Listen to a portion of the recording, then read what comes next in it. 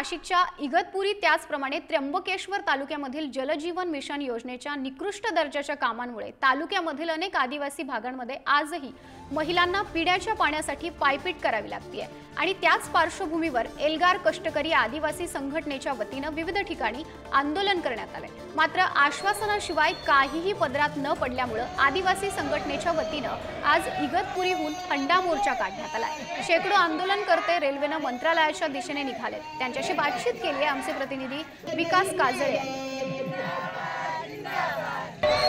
गेल्या अनेक वर्षांपासून इगतपुरी तसंच त्र्यंबकेश्वर तालुक्यातील जलजीवन मिशनचे जे काही काम आहेत ते निकृष्ट दर्जाचा आरोप जो भगवानमध्ये आहेत त्यांनी केलेला आहे।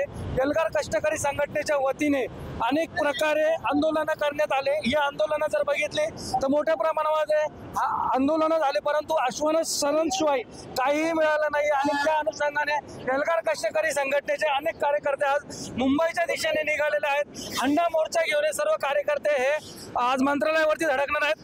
काय सांगाल सर? इगतपुरी तालुका हा पुन्हा राज्याला पाणी पुरवणारा तालुका आहे। याच तालुक्यातील महिलांना अंडाभर पाण्यासाठी पायपीट करावे लागते। शासनाचा निषेध करण्यासाठी आणि या महिलांना पाणी मिळावे यासाठी आम्ही आज मंत्रालयामध्ये जाणार आहोत। तुम्ही आज नेमकं मागण्या घेऊन चालल्या, तुमच्या प्रमुख मागण्या काय असणार आहेत?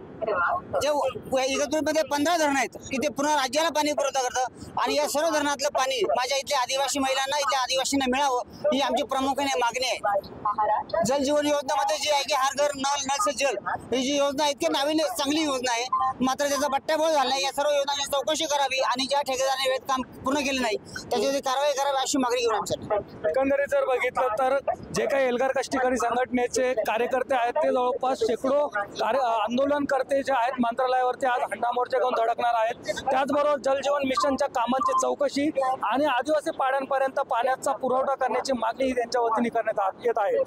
पुढारी न्यूजसाठी विकास काजळे, इगतपुरी, नाशिक।